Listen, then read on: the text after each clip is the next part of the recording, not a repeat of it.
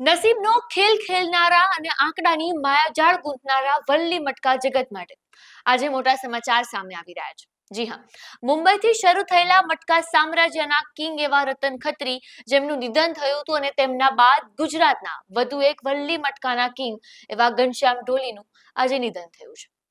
વલ્લી મટકાની દુનિયામાં જેનું નામ જાણીતું હતું તેવા ઘનશ્યામ ઢોલી ઉર્ફે ઘનશ્યામ ઢોલિયાનું હાર્ટ એટેકને કારણે અવસાન થયું છે.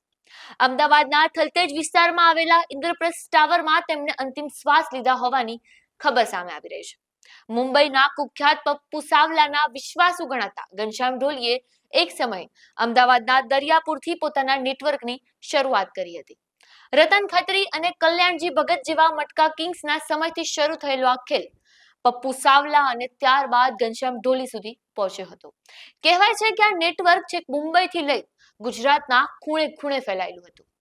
ઇન્દ્રબદન ઘાંચી અને ચંદુ ડીસા જેવા પાર્ટનર સાથે મળીને વલ્લી મટકાનું સામ્રાજ્ય ચલાવનાર ઘનશ્યામ ઢોલીના નિધનથી આજે ગેરકાયદેસર સટ્ટાબાજમાં એક મોટો શૂન્યાવકાશ તો જરૂર સર્જાયો છે, પણ આજે 6 મે 2026 ના રોજ આ સમાચાર આવતા જ આખા અમદાવાદમાં ચર્ચાઓએ ફરી જોર પકડ્યું છે.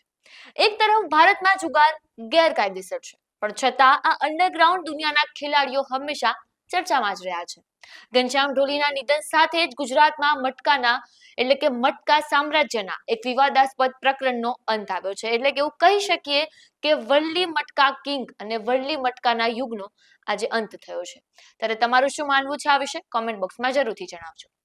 આપના પોતાના પ્લેટફોર્મ લલકારને લાઈક કરો, ફોલો કરો, સબસ્ક્રાઇબ કરો અને શેર કરો.